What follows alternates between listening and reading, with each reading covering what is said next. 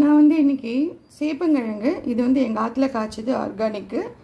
இந்த சேப்பங்கிழங்கை வச்சு மாலை பட்சத்தில் நம்ம வந்து கறி எப்படி பண்ணலாம் அப்படின்னு மிளகு போட்டு பண்ணுறது, காரப்பொடியெலாம் கிடையாது, மிளகு போட்டு பண்ணுறது. இது மாலை பட்சத்துக்கு மட்டும்தானே எப்போவுமே பண்ணலாம்.